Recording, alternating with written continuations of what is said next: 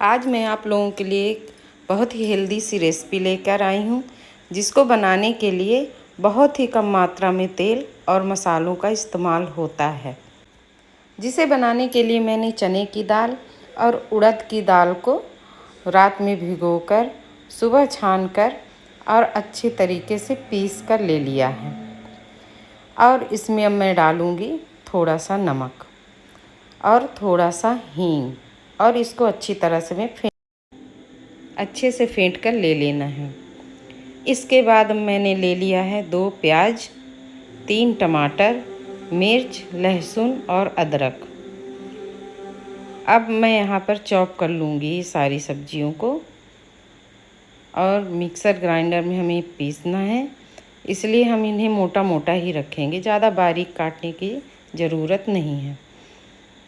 इसी प्रकार से मोटा मोटा हम टमाटर को भी काट लेते हैं।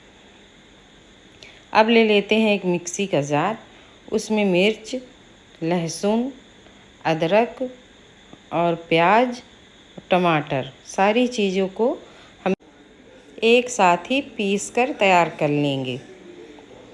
और ये देखिए कितना बढ़िया पेस्ट बनकर तैयार हुआ है। अब यहाँ पर हम ले लेते हैं एक कढ़ाई, उसमें हमको डालना है 2 चम्मच तेल, जीरा और हींग, बस इतना ही हमें बघार लगाना है। इसके बाद हम ये पेस्ट को उसमें डाल देंगे और अच्छी तरह से भून लेंगे जब तक कि इसका सारा पानी सूख न जाए और ऑयल ऊपर की ओर ना आ जाए।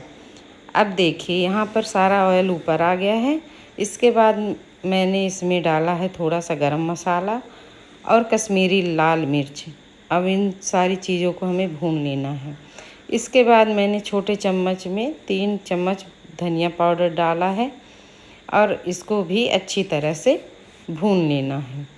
अब यहाँ पर धनिया भून गई है। इसके बाद मैंने डाल दिया है नमक, और नमक को डालकर भी इसे अच्छी तरह से, नमक डालने के बाद अच्छे से मिला लेना है सारे मसालों को।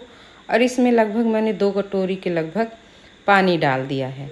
अब पानी डालकर अच्छे से हमें मिलाना है और इसके बाद इसे उबलने के लिए छोड़ देना है, जिसको ढककर हम 5 मिनट के लिए उबाल लेंगे। अब देखिए यहाँ पर कितना अच्छे से ये उबल रहा है। बस इसी स्टेज पर हमें जो दाल हमने फेंट कर रखी है उसी की छोटी छोटी बड़ियाँ उबलते हुए पानी में हम डालते जाएंगे। कुछ इस तरह से सारी बड़ियों को अच्छी तरीके से डाल देंगे, और ये जब पकने लगेंगी तो खुद ब खुद ऊपर आ जाएंगी, और इनको हम ढककर अच्छी तरह से पका लेंगे। तो मैंने सारी बड़ियाँ ही इसमें डाल दी हैं और इसको खौलने के लिए छोड़ दिया था।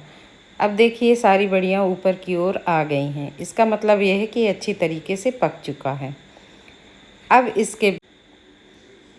इसके बाद हम इसमें धनिया की पत्ती और कस्तूरी मेथी डाल देंगे, और ये अब बनकर तैयार हैं, जो कि खाने में बहुत ही स्वादिष्ट लगती है।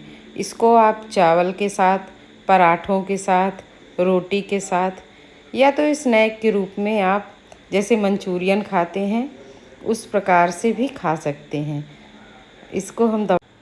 इसको ना मैं दबाकर अच्छी तरह से काट के देख रही थी कि सॉफ्ट बना है भी कि नहीं, तो ये बहुत ही आराम से टूट जा रहा था। इसका मतलब ये है कि बहुत सॉफ्ट बनी है, ये हार्ड नहीं हुई है, क्योंकि मैंने दाल को बहुत अच्छी तरीके से फेंटा था। और ये सब्ज़ी एकदम बन के तैयार।